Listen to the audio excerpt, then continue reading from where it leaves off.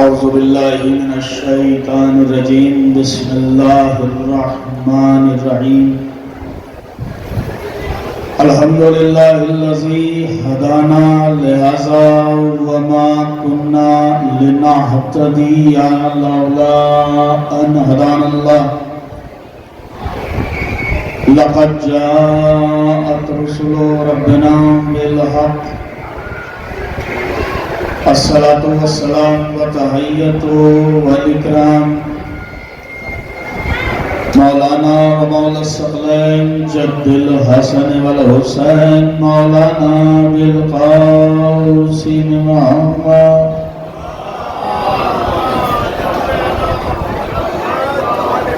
وعلى أهل بيته الطيبين الطاهرين المعصومين المظلومين المنتجبين المنتخبين ولعنة الله على أعدائهم وغاصب حقوقهم ومنكر فضائلهم ومصائبهم وتشيهم أجمعين اما بعد فقد قال سبحانه وتعالى في القرآن الكريم بسم الله الرحمن الرحيم الرحمن علم القرآن خلق الإنسان علمه البيان صلوات پڑھ محمد والا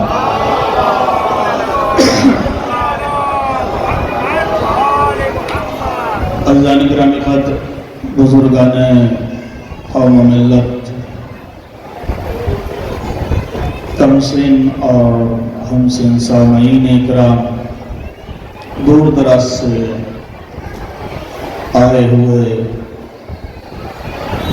عشاق کہ جو اپنی حاجتیں اپنی آرزویں اپنی تمنائیں اپنی خواہشیں لیے دہلیز مشکل کشا پر خراج عقیدت پیش کرنے کے لیے آمادہ اور یہ وہ دہلیز یہ وہ ڈولی ہے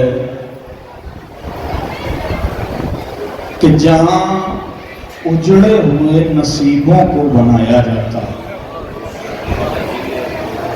جہاں روٹھی ہوئی تقدیر کو راضی کیا جاتا ہے کہ جب وقت ناراض ہو گیا ہو، تقدیر خفا ہو گئی ہو، قسمت روٹ گئی ہو، تو یہ دہلیز اسی وجہ سے کائنات میں رکھی گئی ہے کہ آئے وہ افراد کہ جن کی تقدیر ناراض ہے، آئے وہ افراد کہ جن کا نصیبہ اجڑا ہوا ہے، یہاں تقدیریں بنائی جاتی ہیں، یہاں نصیبہ سنوارا جاتا ہے۔ اور اگر یقین نہیں آ رہا ہے تو تاریخ میں وہ نشانیاں وہ شواہد موجود کہ بزم پیغمبر سے روتا ہوا راہب اور سرکار سید الشہداء کی نظر کیوں رو رہے ہو، آنکھوں میں آنسو کیوں ہیں، اشکبار کیوں ہیں؟ کہ آپ کے نانا کی بارگاہ میں گئے تھے کچھ لینے کے لیے، کچھ خواہشیں لیے ہوئے، کیا ہوا کہ آپ کے نانا نے یہ کہہ دیا ہے کہ آپ کی تقدیر میں نہیں ہے۔ راہب کا ہاتھ تھاما، نانا یہ ہماری بارگاہ میں آیا تھا سائل بن کر، کچھ خواہشیں تھیں اس کی، کچھ سوالات تھے، میرے لال اس کی تقدیر میں نہیں ہے۔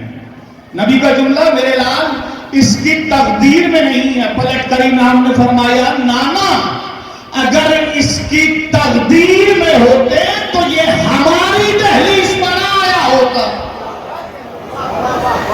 اگر اس کی تقدیر میں ہوتے تو یہ ہماری دہلیز پر نہ آیا ہوتا. ہماری دہلیز پر آنے کا مطلب یہی ہے کہ اس کی تقدیر میں اولاد نہیں تھی. یہ اولاد کا سوال لے کر میری دہلیز پر آیا ہے. میں نے اس کو ایک بیٹا عطا کیا, میں نے اس کو 2 بیٹے عطا کیے, 3 بیٹے عطا کیے. حسین کی عطا و زکا بڑھتی گئی. امام نے کہا نانا میں نے اس کو 7 بیٹے دیے. تاریخ میں موجود ہے, ذاکرین نے بیان کر دیا منبر سے آ کر, بیگانے تو بیگانے ہیں بیچارے, اپنے برا مان گئے. ہماری سمجھ میں نہیں آ رہا, ہم کیسے یقین کریں کہ نبی منع کر رہے ہیں اور حسین عطا کر رہے ہیں. نبی منع کر رہے ہیں, حسین عطا کر رہے ہیں. ہماری سمجھ میں نہیں آتا, ہماری عقل میں نہیں آتا. تیری عقل کا اعتبار کیا ہے, تیری فکر کا اعتبار کیا ہے؟ تو اپنی عقل میں حسین کی عظمت اور حسین کی علویت اور حسین کا کرم کا احساس کرنا چاہتا ہے. یاد رکھ یہ عقل محدود ہے, حسین لامحدود ہے. نبی نے منع کیا, حسین نے عطا کیا, تاکہ ہم جیسے کم عقلوں کو سمجھ میں آ جائے کہ تم سب کچھ تقدیر کے حوالے کرو گے. ہم نے تقدیر کو شبیر کے حوالے کیا. تم سب کچھ تقدیر کے حوالے کرو گے, ہم نے تقدیر کو شبیر کے حوالے کیا ہے. یہ ذات وہ ذات ہے کہ جو کائنات میں روٹھی ہوئی تقدیر کو مشیت سے راضی کرنے کا وسیلہ بنتی ہے. یہ وہ باعظمت ذات ہے کہ جس کی تقدیر ناراض ہو گئی, وہ آئے اس دہلیز پر. یہ با اختیار ہیں, یہاں فضیلتوں کا احتیاج نہیں ہے, یہ فضائل وہاں سے لے کر آتے ہیں.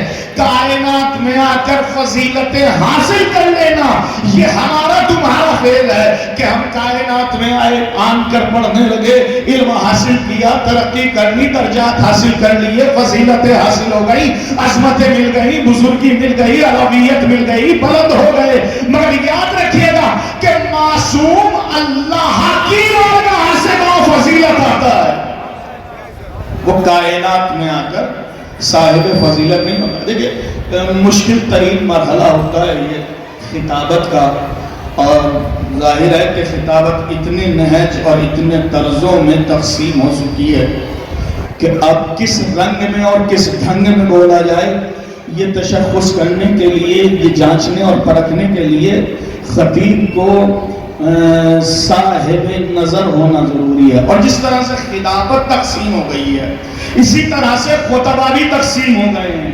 یہ فلاں خیمے کے ہیں, یہ فلاں خیمے کے ہیں. میں کہتا ہوں فلاں خیمے کے راستے بند کرو, خیمہ حسینی کا دروازہ کھلا ہوا ہے. آئیے اس خیمے میں آ جائیے جہاں حسین انتظار کر رہے ہیں. اچھا عوام بھی بیچاری کنفیوز ہے. آن کر ایک ذاکر نے اپنا نظریہ بیان کیا, آپ نے داد دی اور تعریف کی. وہیں آن کر دوسرے ذاکر نے اس نظریے اور اس موقف کو باطل قرار دیا. آپ نے اس کی بھی تعریف کی, اس کی بھی داد دی. سادہ لوگ جو ہیں وہ کنفیوز ہو گئے, ہماری سمجھ میں نہیں آ رہا ہے کس کو صحیح ٹھہرایا جائے, کس کو غلط ٹھہرایا جائے, کون حق پر ہے, کون باطل پر ہے, کس کا نظریہ درست, کس کا نظریہ غلط, کون صحیح کون غلط. یاد رکھیے گا کہ جو ماحول آج پیدا ہوا ہے یہی ماحول جنگ جمل میں بھی پیدا ہو گیا تھا کہ جب دوڑ کر نبی کریم کا صحابی اور وہ معتبر نام ابن عباس مولا کی خدمت میں پہنچا, امیر المومنین میری سمجھ میں نہیں آ رہا ہے, حق کہاں پر ہے, میں کس کے پیچھے چلوں, آپ کے پیچھے چلوں یا ادھر جاؤں. میں دیکھتا ہوں کہ آپ کے یہاں بھی قرآن کی تلاوت ہو رہی ہے, ادھر بھی قرآن کی تلاوت ہو رہی ہے, میں دیکھ رہا ہوں آپ بھی نمازیں پڑھ رہے ہیں, وہاں پر بھی نماز پڑھی جا رہی ہے, اذان آپ کے یہاں بھی ہے, وہاں پر بھی ہے, ارکان الہی کی پابندی آپ کے یہاں بھی ہے, وہاں پر بھی ہے. مگر میں پریشان ہو گیا, کنفیوز کنفیوز ہو گیا کہ رسول سے رشتہ داری یہاں پر بھی ہے ادھر بھی ہے، میری سمجھ میں نہیں آ رہا ہے کہ حق کہاں پر ہے۔ امام نے فرمایا ابن عباس تو نے حق کو شخصیتوں کے ذریعے جانچنا چاہا، یاد رکھ جب شخصیتوں کے ذریعے حق کو جانے گا تو دھوکہ کھا جائے گا۔ شخصیتوں کے چکر میں آ کر تو سوچ رہا ہے کہ حق تک پہنچ جائے گا، یاد رکھ شخصیتیں حق کا معیار نہیں بن سکتی۔ شخصیتیں گمراہ ہو جاتی ہیں، پھٹک جاتی ہیں، اور تاریخ میں وہ معتبر نام آپ کو مل جائیں گے کہ جو گمراہ ہو گئے ہیں، پھٹک گئے ہیں۔ کربلا میں سب سے بڑا ظالم کہ جس کا نام آتا ہے شمر ذی جوشن، صفین کے میدان میں امیر المومنین حضرت علی بن ابی طالب کی معیت میں جنگ کر رہا ہے۔ صفین میں امیر کی طرف سے دفاع کر رہا ہے۔ کیا صفین تک آپ شمر کو برا کہیں گے؟ صفین کے بعد کربلا میں وہی کردار امام حسین کی مخالفت میں کھڑا ہوا ہے۔ اور صفین کا ایک دوسرا کردار بتاؤں، زہیر ابن قین صفین کے میدان میں امیر المومنین کی مخالفت میں تلوار لیے کھڑا ہے۔ کربلا کے میدان میں حمایت حسین میں امیر المومنین نے فرمایا کہ دیکھو شخصیتوں کے ذریعے حق کو نہ پہچاننا ورنہ دھوکہ کھا جاؤ گے۔ شخصیتوں کے ذریعے حق نہیں پہچانا جاتا بلکہ حق کے ذریعے شخصیتیں پہچانی جاتی۔ حق کے ذریعے شخصیتیں۔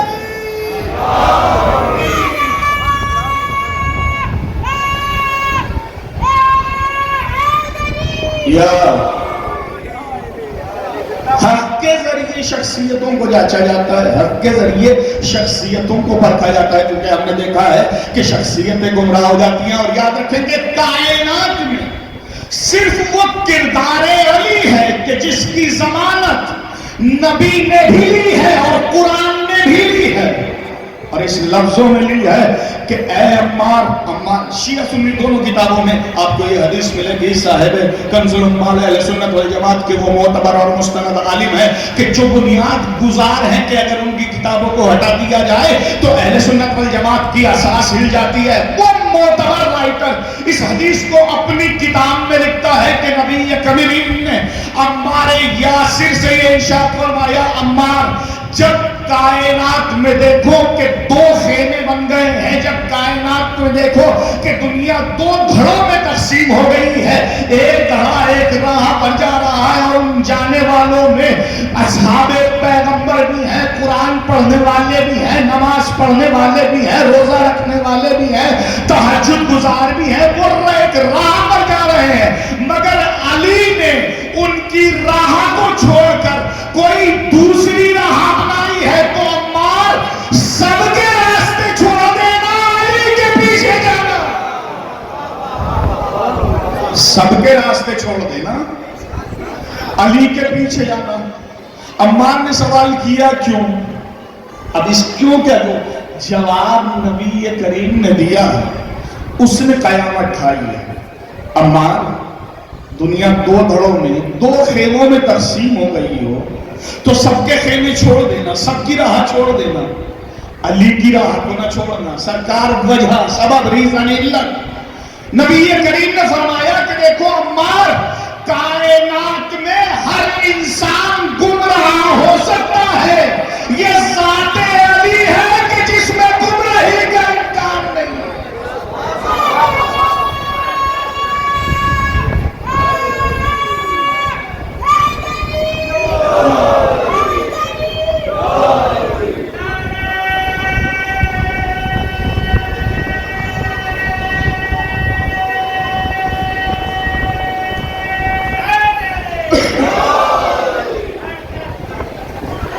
سب کے گمراہ ہونے کا امکان ذات امیر کائنات کو ذات باقدس کہ جس کے یہاں گمراہی کا امکان نہیں ہے، لہذا خود کو اس خیمے سے بچائیے، اس خیمے سے بچائیے، خیمہ حسینی میں آپ کا انتظار کیا جا رہا ہے۔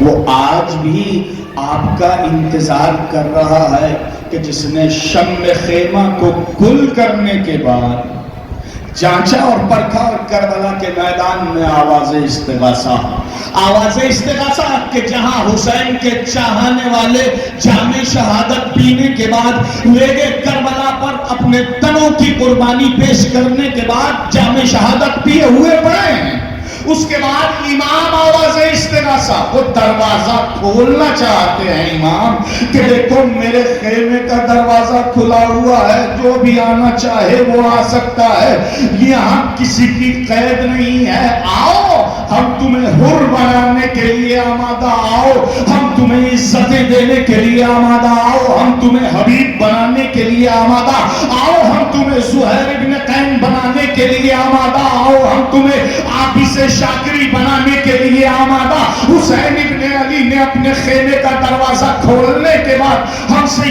یہی کہا ہے کہ دیکھو یہ وہ خیمہ ہے کہ جہاں آنے کا راستہ تو ہے، جانے کا کوئی راستہ نہیں۔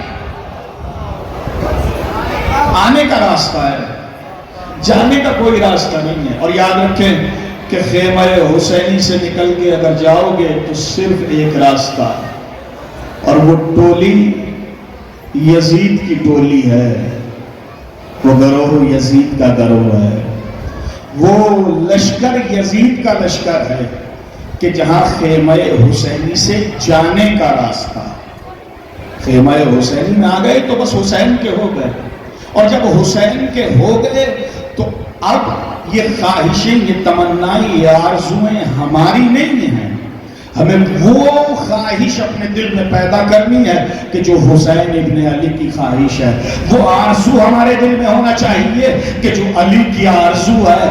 اپنی خواہشیں پیچھے چھوڑنے کے بعد اس درگاہ پر آئیے اور آن کر وہ خواہشیں اپنے دل میں پیدا کیجئے کہ جو خواہشیں حسین ابن علی چاہتے ہیں، اور دل اگر حسین کا مکان بن گیا ہے، دل اگر علی کا مکان بن گیا ہے، دل اگر علی کا مسکن بن گیا ہے، تو پھر یہ نخوت کیسی ہے، پھر یہ غرور کیسا ہے، پھر یہ بغاوت کیسی ہے، پھر یہ طبیعت میں الجھن کیسی ہے؟ نہیں، جب حسین کے ہو گئے تو اب جوگی پورا صرف تفریح گاہ نہیں ہے، خود نمائی کا ذریعہ نہیں ہے، اپنے آپ کو رہبر منوانے کی جگہ نہیں ہے، اپنے آپ کو نیتا بنوانے کی جگہ نہیں ہے۔ یاد رکھیے گا کہ یہ بارگاہ حسینی ہے، یہ عزاداروں کی منزل ہے، اور عزاداروں کی منزل میں کردار کو جانچا جاتا ہے، کردار کو پرکھا جاتا ہے۔ بارگاہ حسینی میں کردار چلتا ہے، اعمال چلتے ہیں، مال نہیں چلتا۔ مال دیکھ کر عزتیں دینے والے اور ہیں، کردار دیکھ کر عزت دینے والا حسین ابن علی ہے۔ ایک صلوات پڑھے محمد والے محمد۔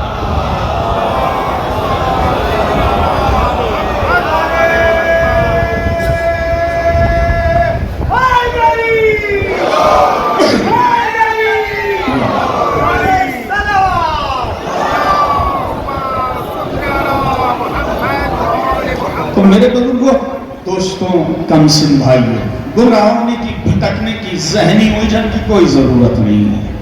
بس شخصیتوں کا طواف کرنا چھوڑ دیجئے، حق کے دامن سے متمسک ہو جائیے۔ یہی حسین ابن علی کا پیغام ہے، یہی کربلا کی آواز ہے۔ کربلا ہم کو تیرگی سے نکالنے کے بعد نور ایمانی میں لانا چاہتی ہے۔ علی کی کوشش، علی کی کاوش یہی ہے کہ یہ تیرگی سے نکلیں، ایمان کے اجالے میں آ جائیں۔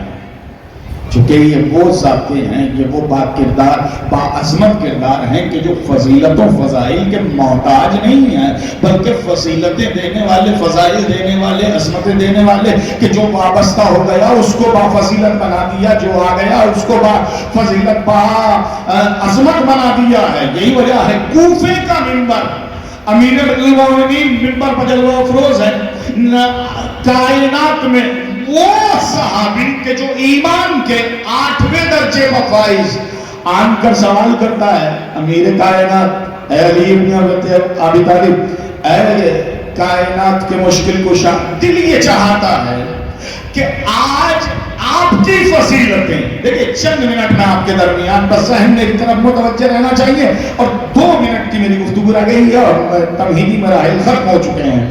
امیر المومنین سے حضرت عمار یاسر سرکار دل یہ چاہتا ہے کہ آج آپ اپنی فضیلتیں اپنی زبانی بیان کریں، اپنی فضیلتیں اپنی زبانی، ہم آپ کے فضائل آپ کے منہ سے سننا چاہتے ہیں۔ دیکھیں خطبہ کی زبانی، ذاکرین کی زبانی، آپ نے امیر کائنات کی فضیلتیں بہت سنی ہوں گی، یہ وہ فضیلتیں جو امیر کائنات نے اپنی زبان سے بیان کی۔ عمار، عجیب سی خواہش ہے کہ اپنی فضائل، اپنی فضیلتیں اپنی زبان سے بیان کرنا، یہ کمزوری کی علامت ہے کہ کسی کو کوئی عہدہ مل گیا، کرنے لگا، اپنے روب دبدبہ جمانے کے لیے، اپنی نخوت دکھانے کے لیے، عوام کے ذہن پر اپنا روب طاری کرنے کے لیے وہ اپنی زبان سے اپنی فضیلتیں بیان کرنے لگتا ہے، مگر یہ کمزوری کی علامت۔ عمار، مگر تو نے سوال کیا ہے تو سن، کائنات میں کچھ فضیلتیں ایسی ہیں کہ جو مجھ سے پہلے کسی کو نہیں ملی اور میرے بعد کسی کو نہیں ملیں گی۔ کچھ فضیلتیں ایسی ہیں جو مجھ سے پہلے کسی کو نہیں ملی اور میرے بعد کسی کو ملیں گی نہیں۔ سوال کیا مولا وہ کون سی فضیلت ہے؟ امیر المومنین نے فرمایا کہ دیکھو عمار، خانہ کعبہ میں میری ولادت ہوئی ہے، مجھ سے پہلے یہ فضیلت کسی کو نہ ملی، میرے بعد یہ فضیلت کسی کو نہ ملے گی۔ مولا دوسری فضیلت، تو دوسری فضیلت یہ ہے کہ شب ہجرت بستر رسالت پر لیٹنے کے بعد جہاں توکل کا تکیہ تھا، اطمینان کی چادر تھی، ایمان کی نیند سو کر امیر کائنات نے مرضی پروردگار کا سودا کیا۔ یہ سودا میں نے کیا، مجھ سے پہلے کسی نے نہ کیا، میرے بعد کوئی نہ کرے۔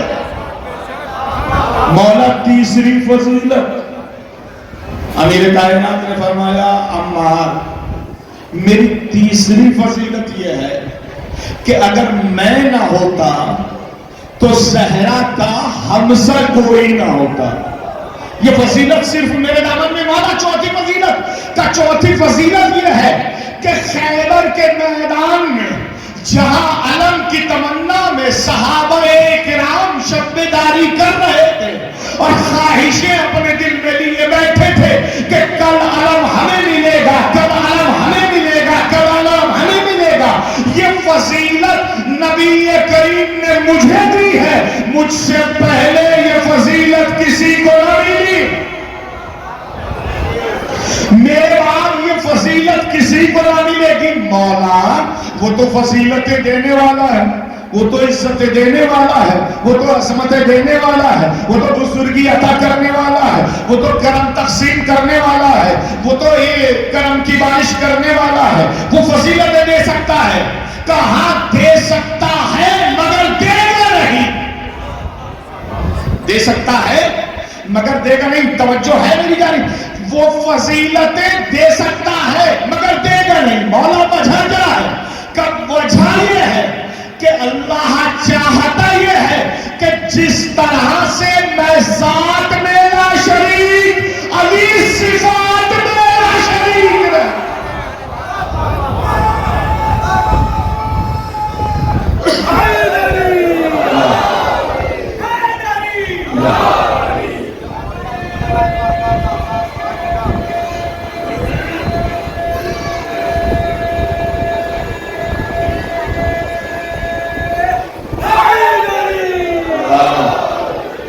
جس طرح سے نذات میں لا شریک، علی صفات میں لا شریک ہے، اور ان فضیلتوں پر طاقت ڈالنے کے بعد دوسروں سے منسوب کرنے کی کوششیں کی گئی ہیں، مگر یاد رکھیں کہ دشمن کتنی ہی سفید جھوٹ بول لے، اس کے دامن پر کوئی نہ کوئی سیاہ دھبا رہ جاتا ہے۔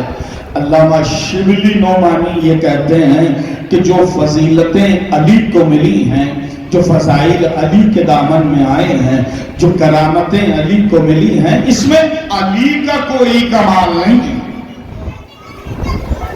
جو فضیلتیں علی کو ملی، اس میں علی کا کوئی کمال نہیں، یہ تو قلم قدرت نے، اللہ کے قلم نے علی کی تقدیر میں پہلے ہی سے لکھ دی تھی۔ الفاروق کے جملے کہ اس میں علی کا کوئی کمال نہیں ہے، یہ تو قلم قدرت نے علی کی تقدیر میں یہ فضیلتیں، یہ عظمتیں، یہ بزرگی، یہ بلندیاں پہلے ہی لکھ دی تھی، اس وجہ سے یہ علی کو مل گئی اور علی سے منسوب ہو گئی ہیں۔ دیکھیں یہ نادانی ہے، اور اللہ کی یہ حکمت ہوتی ہے کہ اللہ جب حق کو آشکار کرتا ہے تو موسیٰ کی تربیت فرعون کے دربار میں کرواتا ہے۔ شبلی کے قلم سے یہ جملے نکل جانا ایسے ہی ہے کہ جیسے موسیٰ کی تربیت فرعون کے دربار میں ہوئی ہو۔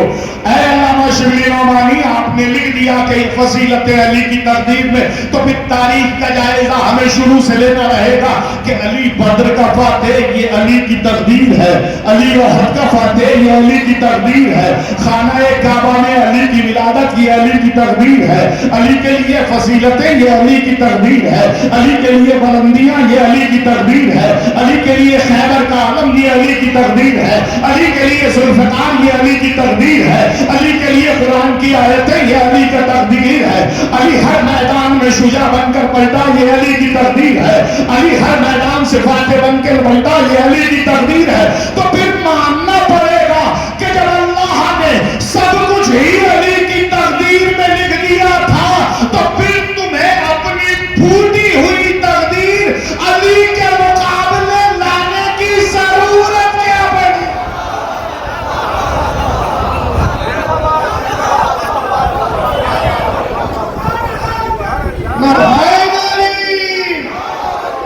علی کی حمد میں خنجر کا ذائقہ میسم، علی کی حمد میں خنجر کا ذائقہ میسم، کوئی بتا نہیں سکتا تیری زبان کی قسم، علی سے دوسرا بندہ جو کوئی بدلا دے، میں اپنا دین بدل دوں گا اپنی ماں کی قسم۔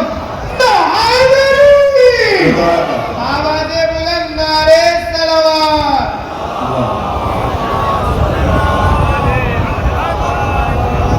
جب سب کچھ علی کی تقدیر میں لکھ دیا تو پھر ٹوٹی ہوئی تقدیر علی کے سامنے لانے کی ضرورت کیا ہے؟ یا پھر اہل سنت والجماعت کے ایک اور محقق صاحب صواعق محرقہ جنہی نے کتاب لکھی اور لکھنے کے بعد یہ دعویٰ کیا کہ تشیع کا جنازہ میرے بزرگوں نے تیار کر دیا تھا، اور یہ صواعق محرقہ بھڑکتے ہوئے شعلے، جن کا اردو ترجمہ ہوگا، یہ کتاب جو میں نے لکھی ہے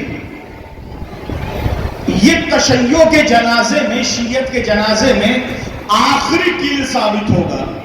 مگر میں نے جملہ کہا تھا کہ اللہ اپنی حکمتیں جب زمانے پر آشکار کرتا ہے تو باطل ہی کے قلم سے حق کی گواہی اس انداز میں آتی ہے کہ وہ دعویٰ کہ جس کو کہا گیا، جس کتاب کو لکھنے کے بعد کیا گیا تھا کہ یہ تشیع کے جنازے میں آخری کیل ثابت ہوگا، اس کو لکھنا پڑا کہ زمانہ جب علی کا چہرہ دیکھتا تھا تو بے ساختہ کہتا تھا لا الہ الا اللہ ما احسن الفتح، لا الہ الا اللہ کتنا خوبصورت جوان ہے، علی کا چہرہ اللہ نے اس انداز کا بنایا کہ جب جب زمانے نے دیکھا تو بے ساختہ کہا لا الہ الا اللہ ما احسن الفتح، یا پھر دیکھا تو کہا لا الہ الا اللہ ما اسقى الفتح، لا الہ الا اللہ کتنا سخی ترین جوان ہے، یا پھر دیکھا تو کہا لا الہ الا اللہ ما اتقى الجوان فتح، لا الہ الا اللہ کتنا متقی جوان ہے۔ بے ساختہ دیکھئے ایک فضیلت روکنے کے لیے لکھا گیا تھا، مگر کیا کیا جائے کہ علی کی چار چار فضیلتیں سامنے آ رہی ہیں کہ زمانہ علی کا چہرہ دیکھتا ہے کلمہ پڑھنے لگتا ہے، زمانہ علی کا چہرہ دیکھتا ہے کلمہ پڑھنے لگتا ہے، چہرہ دیکھتا ہے کلمہ پڑھنے لگتا ہے۔ تو پھر یہاں مجھے کہنا پڑے گا کہ انبیاء کرام جو کام اپنی ساری زندگی سے نہ کرا سکے وہ تنہا علی نے اپنے چہرے سے لے لیا ہے۔ چہرہ دیکھا علی کا، چہرہ دیکھا علی کا، اور کلمہ پڑھنے لگے کہ علی کا چہرہ دیکھو کتنا خوبصورت جوان، متقی ترین جوان، شجاع ترین جوان، سخی ترین جوان۔ یہ وہ باعظمت کردار ہے کہ جو فضیلتوں پر پیدا ہوئے، دنیا میں آن کر فضیلتیں حاصل نہیں کی ہیں، جو بارگاہ رسالت سے، جو بارگاہ توحید سے بافضیلت ہو کر اس کائنات میں ظاہر ہوئے ہیں، جنہوں نے اپنی فضیلتیں زمانے تک پہنچائی ہیں۔ ہاں عزیزو، اس کردار کو چھپانے کی کوشش کی گئی ہے، اس کردار کو گھٹانے کی کوشش کی گئی ہے، اور اپنوں نے بھی کی ہے، بیگانوں نے بھی کی ہے۔ بیگانوں نے اس وجہ سے کی کہ دشمنی تھی علی سے، اپنوں نے اس وجہ سے کی ہے کہ علی کی اگر تمام تر فضیلتیں سامنے آ گئی تو یہ زمانہ کہیں گمراہ نہ ہو جائے، پھٹک نہ جائے۔ یہی وجہ ہے شیعہ سنی دونوں کتابوں میں ملے گا کہ نبی کریم نے خیبر کے بعد یہ فقرہ ارشاد فرمایا کہ علی اگر میں تمہاری وہ فضیلتیں بیان کروں، میں تمہارے وہ فضائل بیان کروں جو میں جانتا ہوں، تو مجھے یہ خطرہ ہے کہ یہ امت کہیں گمراہی میں نہ پڑ جائے، جیسے کہ موسیٰ کے بعد گوسالہ پرستی میں مبتلا ہو گئے تھے، کہیں اسی انداز میں گمراہ نہ ہو جائیں۔ یہی وجہ ہے ابوالحدید معتزلی کہتا ہے یہ فضائل اپنوں نے بھی چھپائے ہیں، بیگانوں نے بھی چھپائے ہیں، مگر اس زمانے کو کیا ہو گیا، یہ کتنا نادان ہے کہ جو فضائل علی چھپانے کی کوشش کر رہا ہے یہ ایسے ہی ہے کہ جیسے کسی نے سورج کو ہتھیلیوں سے چھپانا چاہا، کہ جیسے کسی نے سورج کو ہتھیلیوں سے چھپانے کی کوشش کی ہو۔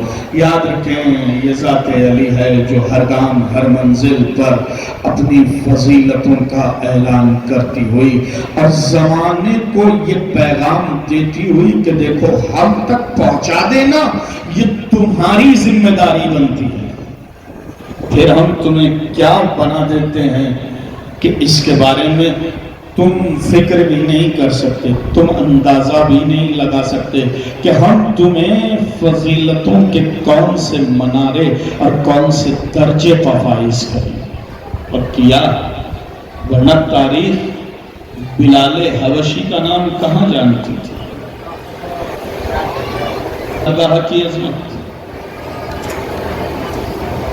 ورنہ تاریخ فراموش کر دیتی ابو ذر غفاری کے کردار کو، عمار یاسر کے کردار کو، تاریخ فراموش کر دیتی وہ باعظمت کردار، مگر آگئے دہلیز علی تک، آگئے دہلیز رسالت تک، تو وہ پائیداری، وہ ثبات، وہ استقلال، وہ طمانینت، وہ ایقان کی منزلیں اس دہلیز میں عطا کی ہیں کہ اب تاریخ چاہے بھی تو بلال کا نام مٹا نہیں سکتی، چونکہ وہ عظمت نبی کریم نے دی ہے کہ بلال جب تک تم اذان نہیں دو گے سورج نہیں نکلے گا۔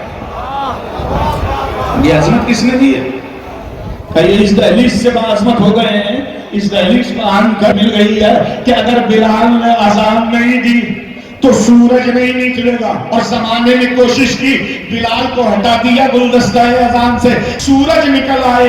گلدستہ اذان سے ہٹانے کے بعد بلال کو زمانہ اجالا نہ پا سکا, تو پھر خلافت سے علی کو ہٹانے کے بعد ایمان کہاں سے پائے گا؟ بلال کو ہٹا کر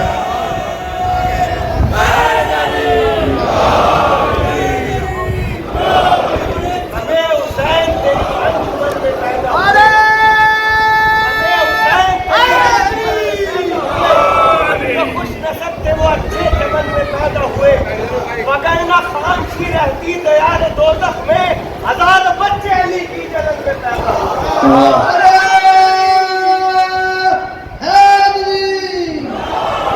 کہ جب تک رہے گا سینے میں جذبہ حسین کا, جب تک رہے گا سینے میں جذبہ حسین کا, لکھتا رہوں گا یوں ہی قصیدہ حسین کا, لکھتا رہوں گا یوں ہی قصیدہ حسین کا.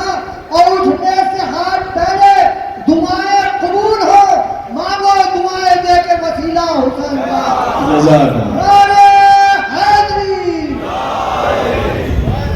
یہ دہلیز, یہ ڈوڑی, یہ مکان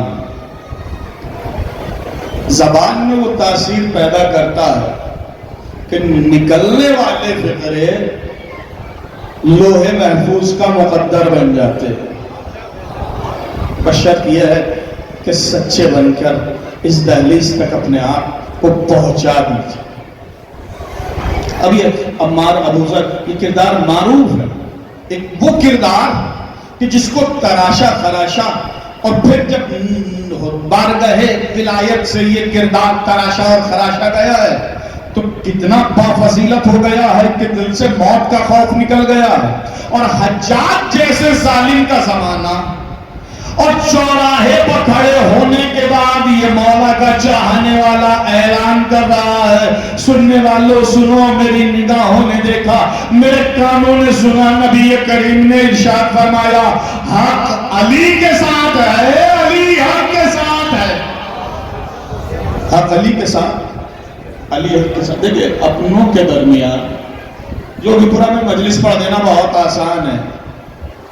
مولا کے چاہنے والے ہیں, محبت کرنے والے ہیں, مشاق ہیں, قافلہ عشق کی صورت میں اپنے آپ کو نجف ہند تک پہنچایا, محبت کی نگاہ سے دیکھ رہے ہیں, بات صحیح ہو داد بھی دے رہے ہوں, غم بیان کیا جائے گا, آنسو بھی بہائیں گے. اپنوں میں فضائل بیان کرنا بہت آسان, دشمنوں کے درمیان کہ جہاں آنکھیں دہکی ہوئی ہیں, لب سلگ رہے ہیں, تلواریں چمک رہی ہیں, نیزے آپس میں ٹکرا رہے ہیں, اس ماحول میں علی کا چاہنے والا ابو تمام کھڑا ہوا کہہ رہا ہے میں نے سنا ہے نبی نے ارشاد فرمایا حق علی کے ساتھ, علی حق کے ساتھ. گرفتار کیا گیا, دربار میں پیش کیا گیا, یہ علی کا دیوانہ ہے. موت سے بے پرواہ ہو کر, موت سے بے پرواہ ہو کر علی کی فضیلتیں بیان کر رہا ہے.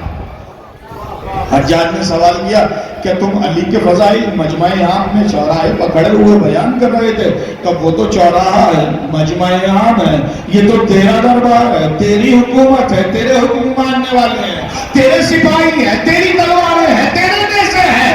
ہم اس ماحول میں بھی کہہ رہے ہیں حق علی کے ساتھ ہے, علی حق کے ساتھ. ہم اس ماحول میں کہہ رہے ہیں. ابو دمام موت سے ڈر نہیں لگتا, کہ موت سے ڈرنے والے علی کے دشمن ہوتے ہیں. علی جس کردار کو پروان چڑھاتا ہے موت اس پہ مرنے لگتی ہے. علی جس کردار کو تراشے, علی جس کردار کو تراش دے, موت اس پہ مرنے لگتی ہے. کہ ابو دمام کو سزا دی جائے, کوڑے مارے جائیں, کوڑے مارے گئے, ضعیف لاغر و ناتمام زخمی ہونے کے بعد زمین پر گرا، اور زمین پر گرنے کے بعد سپاہیوں نے آگے بڑھ کر اٹھایا اور ایک نے درخواست کی کہ دیکھو حجاج اس کو قتل نہ کرنا، علی کا چاہنے والا ہے، قتل کرو گے قتل کا الزام تمہارے سر آ جائے گا، عوام میں بغاوت ہوگی، تم نے سزا دے دی ہے، اس کو گھر میں ڈال دو، لے جا کر چارپائی کا، کچھ دن گزریں گے یہ خود مر جائے گا، اس کو مارنے کی ضرورت نہیں ہے۔ چارپائی پر گھر پر ڈال دیا سپاہیوں نے۔ اگلے دن دیکھا چوراہا وہی ہے، انداز وہی ہے، لب وہی ہے، لہجہ وہی ہے، اسی شجاعت کے ساتھ، اسی حوصلے کے ساتھ وہی ضعیف اعلان کر رہا ہے حق علی کے ساتھ ہے، حق علی کے ساتھ۔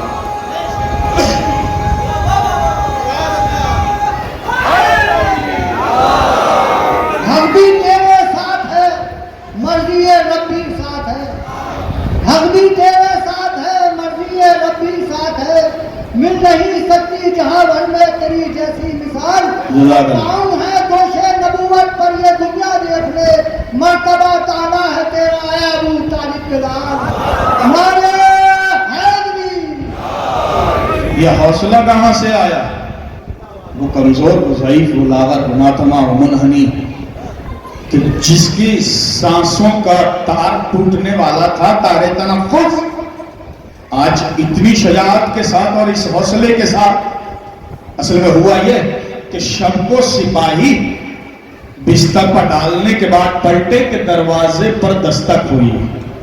ابو دمام، ہم اپنے چاہنے والے کو، اب یہ جملہ کاش پیغام بنے، ابو دمام، ہم اپنے چاہنے والے کو پریشانی میں نہیں دیکھ سکتے، اپنے چاہنے والے کو پریشانی میں مبتلا نہیں دیکھ سکتے، اپنے چاہنے والے کو۔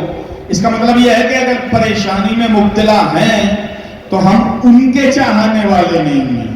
اگر کسی سے سوال کر دیا ہے ان کے علاوہ، چونکہ امام نے ارشاد فرمایا، یہ دیکھیں یہ بھی ٹرینڈ چل چکا ہے اور تشیع کا ایک یہ بھی رخ سامنے آ رہا ہے کہ اب درگاہ کے نام پر، امام بارگاہ کے نام پر اور فلاں مسجد کے نام پر، فلاں تعمیر کے نام پر رسیدیں چل رہی ہیں۔ امام ششم مخبر صادق امام جعفر صادق علیہ السلام نے ارشاد فرمایا کہ ہمارا چاہنے والا، ہمارا شیعہ بھوکا مر سکتا ہے مگر کسی سے سوال نہیں کر سکتا۔ غیرتدار ہوتا ہے شیعہ، ہمارا چاہنے والا وہ صاحب غیرت ہوتا ہے کہ بھوکا مر سکتا ہے مگر کسی کم ظرف کے سامنے ہاتھ نہیں پھیلا سکتا۔ ابو دمام، ہم اپنے چاہنے والے کو پریشانی میں نہیں دیکھ سکتے، آئے مولا شفا دی، اور شفا کے ساتھ ساتھ کہا ابو دمام تمہاری زندگی ختم ہونے والی تھی، تمہاری زندگی میں ہم نے 20 سال کا اضافہ کر دیا، ہم نے آپ کی زندگی میں 20 سال کا اضافہ کر دیا گیا۔ اب دربار میں ابو دمام کھڑے ہوئے ہیں دوسرے دن اور اسی انداز میں حق علی کے ساتھ، علی حق کے ساتھ یہ وہ نعرہ بلند کر رہے ہیں کہ آج حجاج جب برداشت نہ ہوا، بلایا اور بلانے کے بعد کہا کہ دیکھو ابو دمام کی گردن مار دی جائے، ان کو قتل کر دیا جائے۔ جلاد تلوار لے کر آگے بڑھا، ابو دمام مسکرانے لگے اور مسکرا کر کہا کہ حجاج تو آج مجھے قتل نہیں کر سکتا، اگر قتل کرنا ہی تھا تو کل قتل کر لیا ہوتا، آج قتل نہیں کر سکتا۔ اگر قتل کرنا ہی تھا تو کل قتل کر دیا ہوتا، آج تو مجھے قتل نہیں کر سکتا۔ کب وجہ کیا ہے؟ کب وجہ یہ ہے کہ کل تک میری زندگی اللہ کی امانت تھی، آج سے علی کی ضمانت ہے۔ اچھا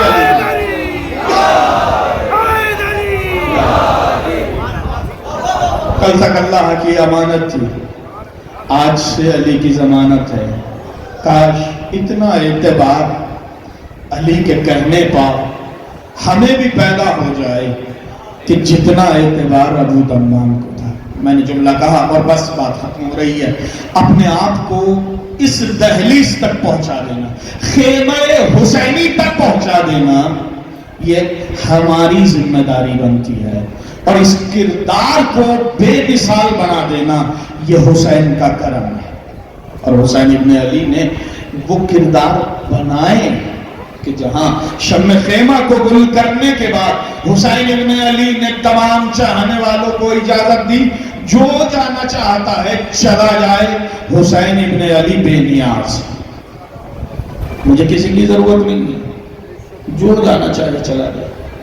امام نے مجمع پر نگاہ, ایک طائرانہ نگاہ ڈالی اور جملہ کہا. دیکھو تم ایک دوسرے کا چہرہ دیکھنے کے بعد شاید کہ شرما رہے ہو, میں شمع خیمہ گل کیے دیتا ہوں, جو جانا چاہتا ہے چلا جائے. کوئی نہ گیا. امام نے فرمایا کہ تم عذر چاہتے ہو, بہانہ چاہتے ہو. بہانہ میں بتائے دیتا ہوں, اپنے اپنے اہل و عیال کا ہاتھ تھامو, چلے جاؤ. کوئی نہ گیا. امام نے فرمایا تو دیکھو تم یہ سوچ رہے ہو کہ حسین ابن علی کو چھوڑ کر جائیں گے تو سامنے وہ لشکر یزید تمہیں قتل کر دے گا. حسین ابن علی تمہیں راستہ بتا رہا ہے, ادھر سے نہ جانا, ادھر سے چلے جانا, زندگی مل جائے گی. کوئی نہ گیا. امام نے فرمایا شاید تم یہ سوچ رہے ہو کہ حسین ابن علی کو چھوڑ کر اگر چلے گئے تو محشر میں رسول کو کس طرح سے شکل دکھائیں گے, جنت میں کس طرح سے جائیں گے. میں حسین ابن علی تمہاری جنت کی ضمانت لے رہا ہوں, جو جانا چاہتا ہے چلا جائے.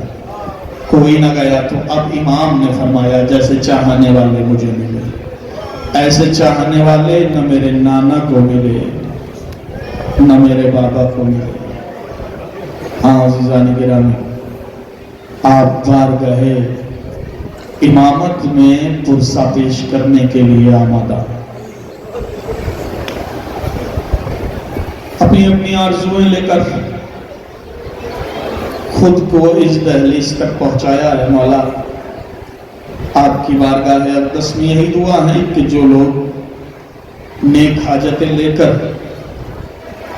اس بارگاہ میں حاضر ہیں ان کی دلی تمناؤں کو پورا فرما, انہیں کسی مصیبت میں کسی پریشانی میں مبتلا نہ کرنا, چونکہ یہ اس پریشان کا پرسہ پیش کرنے کے لیے, یہ اس مصیبت زدہ کا پرسہ پیش کرنے کے لیے آئے ہیں کہ کائنات میں جس سے زیادہ مصیبتیں کسی پر نہیں پڑی, کسی پر حسین ابن علی سے زیادہ مصائب نہیں پڑے. مصیبتیں حسین ابن علی سے زیادہ کسی نے برداشت نہیں کیا. اور دلیل دوں, دلیل یہ ہے, ابھی آپ یہاں سے نکلے, سڑک پر کھڑے ہونے کے بعد رونے لگے بلا وجہ بلا سبب, تو نکلنے والا یہ ضرور سوال کرے گا کہ کیوں رو رہے ہو, کیوں پریشان ہو, کیوں آنسو بہا رہے ہو. جیسے جیسے مجمع بڑھتا چلے جائے گا اسی طرح سے یہ سوال بڑھتا چلا جائے گا, یہ رونے والا کون ہے, یہ آنسو بہانے والا کون ہے, یہ گریہ کرنے والا کون ہے. حسین ابن علی کی مصیبتیں بتاؤں. سرکار میر نیس فرماتے ہیں عباس مر گئے, علی اکبر جدا ہوا, ہم سے کسی نے یہ بھی نہ پوچھا کہ کیا ہوا. کوئی تو ہوتا جو حسین کو پرسہ پیش کرتا, کوئی تو سوال کرتا حسین اکبر کے جانے کے بعد جو دل میں درد اٹھ رہا ہے اس کی تسلی کے لیے ہم آئے ہیں. اے حسین پرسہ پیش کرنے کے لیے ہاں ایک منزل آئی کہ جہاں حسین نے زینب کو بلایا, بہن زینب میرا اکبر مارا گیا, مجھے پرسہ پیش کرو. میرا اکبر مجھ سے بچھڑ گیا. تمام قربانیاں حسین ابن علی نے کربلا کے میدان میں پیش کی, اور پھر آخری قربانی پیش کرنے کے لیے خود کو پشت فرس تک پہنچایا, اشارہ کیا. میرے بابا کی سواری میں جانتا ہوں کہ تو صبح سے مقتل میں جا رہا ہے اور آ رہا ہے, تھک گیا ہے. حسین وعدہ کرتا ہے کہ یہ آخری زحمت ہے, اس کے بعد حسین تجھے زحمت نہ دے گا. امام نے یہ جملہ ارشاد فرمایا کہ گھوڑے نے سر کو جھکا دیا. دیکھا کہ گھوڑے کے سموں سے 4 برس کی بچی سکینہ لپٹی ہوئی ہے. حسین ذہن سے زمین پر تشریف لائے, سکینہ کو آغوش میں لیا, ایک فکرہ کہا, سکینہ اے سکینہ آپ نے تو ہمیں الوداع کہہ دیا تھا.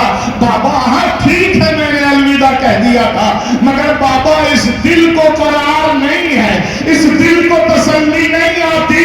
بابا اتنا بتائیے جا رہے ہیں خدا حافظ, میں سوؤں گی کہاں پر, نیند آئے گی جب آپ کی بو پاؤں گی. بابا میں رات کو مقتل میں چلی آؤں. بابا آپ کے بغیر میں سو نہیں پاتا, مجھے آپ کے بغیر نیند نہیں آتی. زمین پر بیٹھ گئے حسین, سکینہ کو آغوش میں لیا, فرمایا نکلتی نہیں سیدانیاں باہر, سینے پر سلائے گی تمہیں رات میں مادر. وہ کہتی تھی سوئیں گے کہاں پھر علی اصغر. فرمایا کہ بس ضد نہ کرو صدقے میں تم پر, رات آئے گی مقتل میں وہیں ہوئیں گے بی بی. اصغر میرے پاس آج وہیں سوئیں گے بی بی. سکینہ ریت بدل گئی ہے, آج کے بعد تم ماں کے پاس سونا, اصغر میرے پاس سوئے گا. بابا آج سے پہلے اصغر آپ کے پاس نہیں سوئے. جب بھی مچلے, جب بھی تڑپے ہیں تو اماں نے سنبھالا. حسین کے لیے عظیم دشوار کن مرحلہ تھا کہ جہاں کو خیمے میں بھیجا, خود قتل گاہ میں آئے, زمین کربلا پر بیٹھی ہوئی سکینہ اپنا تقدیر کا نقشہ بناتی رہی, کرتی رہی. پھوپھی اماں بابا کب آئیں گے, بابا کب آئیں گے, بابا کب آئیں گے. شام غریب آئی, بابا تو نہ آئے. گھوڑا آیا, بابا کی سواری آئی. زین کٹی ہوئی, زین دھری ہوئی, باتیں کٹی ہوئی. سکینہ نے آگے بڑھ کے کہا, زلجنہ میں پہلے ہی کہہ رہی تھی میرے بابا کو نہ لے جا, جو بھی مقتل گیا.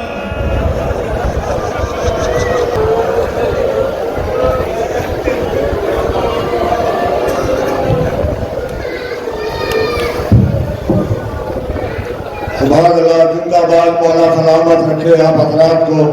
مومنین سے گزارش ہے یہیں پہ تشریف رکھیں.